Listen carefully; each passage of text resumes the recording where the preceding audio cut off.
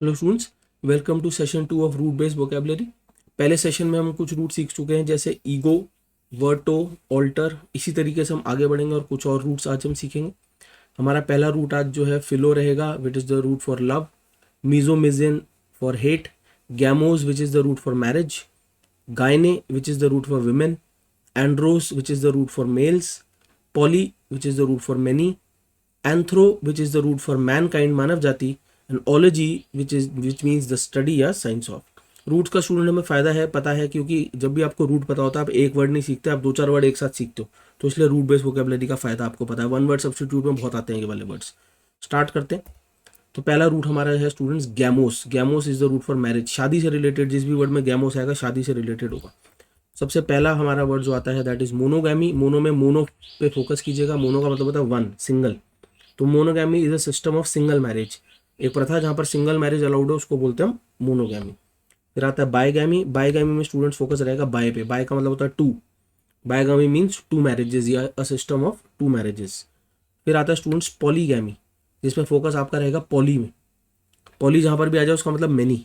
तो polygamy is many marriages, multiple marriages को हम पॉलीगैमी बोलते हैं। और पॉलीगैमी अपने आप में दो तरीके में बटा हुआ है।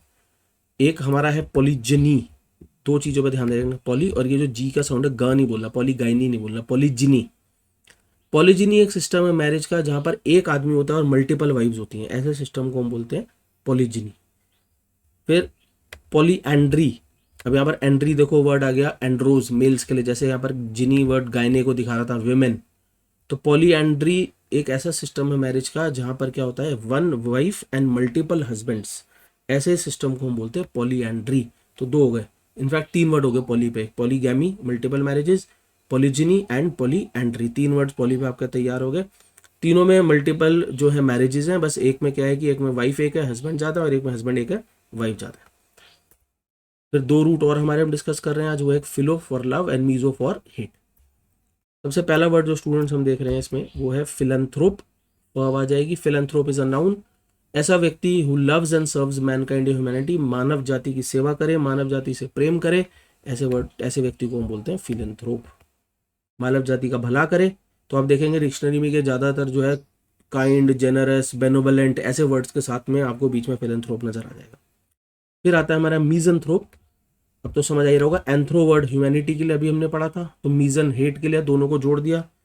ऐसा व्यक्ति जो हेट करे, डिस्ट्रस्ट करे मैनकाइंड को, मानव जाति से नफरत करे, लोगों पे भरोसा ना करे, बुरा करे लोगों का, समाज का बुरा करे, ऐसे व्यक्ति को हम बोलते हैं मीजनथ्रोप। तो दो पार्ट में आप देखें ना, यहाँ पर फिल और एंथ्रो, और यहाँ पर मीज और एंथ्रो, तो आपका वर्ड बन जाता है। फिर आता है मीजोगैमिस्ट, दो भाग में तोड़ा, मीजो और गैमी। गैमोस अभी हमने मैरिज के लिए देखा था, मीजो हेट के लिए, तो आपको वर्ड का मीनिंग पता चल चुका है, one who hates the system of marriage. शादी की सिस्टम से जो नफरत करे, शादी की हमेशा बुराई करे, हो गया वो मीजोगैमिस्ट। देन है मिजोजिनिस्ट, दो पार्ट में ब्रेक करा, मीजो एंड जिनिस्ट, जी आवाज आएगी, गायनिस्ट नहीं बोलना।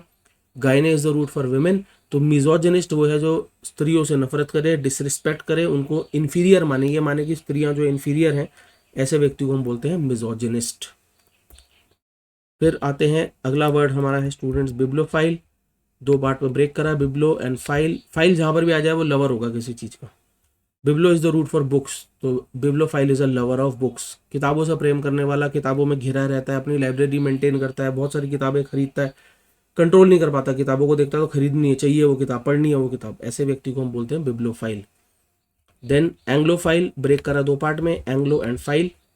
अभी मैंने बताया फाइल जहां पर भी आएगा lover of. Anglo is the root for Britishers. आपने एंग्लो इंडियन में ये वर्ड जो आप हिस्ट्री पढ़ते हैं, सिविक्स पढ़ते हैं, उसमें सुना होगा। तो एंग्लो ब्रिटिशर्स के लिए यूज होगा।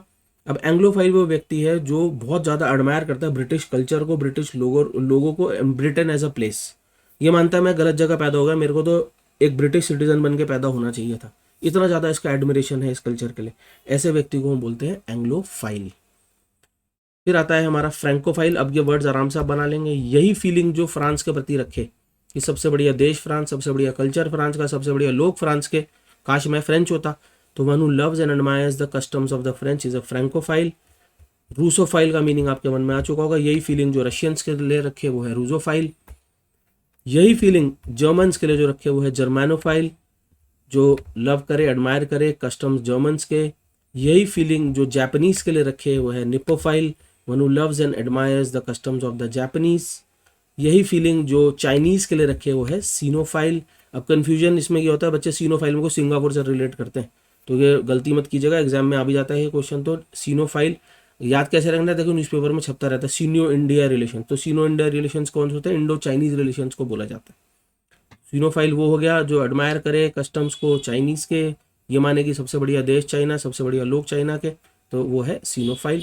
ऐसे बहुत सारे वर्ड बन सकते हैं, बहुत सारे। फिर फिल पे ही आगे बढ़ते हैं तो वर्ड आता है फिलोसफी। फिलोसफी का एग्जैक्ट मीनिंग अगर हम निकालते हैं, लिटरल मीनिंग हम निकालते हैं, तो लव फॉर नॉलेज, ज्ञान के प्रति आपका जो प्रेम है, समझदारी के प्रति आपका जो प्रेम है। डिक्शनरी मीनिंग पे जाते हैं तो ये एक स्टडी है, किसकी स्टडी है, थ्योरीज अबाउट नॉलेज, की नॉलेज कैसे विकसित हुई, व्यक्ति की सोच कैसे विकसित हुई, उसके बारे में जो स्टडी है उसको हम बोलते हैं फिलोसफी। तो दोनों मीनिंग हो गए, इसका लिटरल मीनिंग भी हमने देखा और फिगरेटिव मीनिंग भी हमने देखा। फिर आता है philtre. A philtre is a drink, एक ड्रिंक है that is suppose to arouse love desire, जो सामने वाले के मन में आपके प्रति प्रेम, डिजायर, इच्छा जगा दे, ऐसे ड्रिंक को हम फिल्टर बोलते हैं। जादुई कहानियों, किस्से कहानियों, फेरी टेल्स में यूज होता है इसका, परियों की कहानियों में कि भाई राजा ने उसको फिल्टर पिला दिया, तो उसको फिल्टर बोलते हैं। थोड़ा प्रोनाउंसिएशन आपको अलग भी मिल सकता है, डिक्शनरी में देखिएगा। अगला वर्ड फिर हमारा आता है फिलैंडरर, नेगेटिव वर्ड। फिलैंडरर व्यक्ति जो है वो है जो a man who has lot of casual sexual relationships, not devoted to a single woman. ये वो व्यक्ति जो एक स्त्री के प्रति डिवोटेड नहीं है, इसके बहुत सारे कैजुअल सेक्सुअल रिलेशनशिप्स चलते रहते हैं दाएं बाएं, तो फेथफुल नहीं है ये अपनी वाइफ के प्रति या अपनी गर्लफ्रेंड के प्रति, ऐसे व्यक्ति को हम बोलते हैं फिलैंडरर। आपने ऐसे वर्ड शायद सुने होंगे, वुमनाइजर, प्ले बॉय, कैसानोवा। जैसा मैंने कहा नेगेटिव वर्ड है, किसी को मजाक में भी ना बोले कभी ये वाला word, it's a negative word. Reputation harm करता है, कैरेक्टर हार्म करता है अगर आप किसी को ये वाला वर्ड बोलते हैं।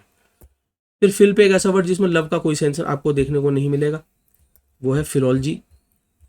और आपने स्टूडेंट से याद रखना है कि ओलॉजी जो अब दिखना शुरू हुआ है ना, मैं आगे भी कवर करेंगे, तो ओलॉजी जहां पर भी आ जाए वो स्टडी या साइंस ऑफ होगा हमेशा।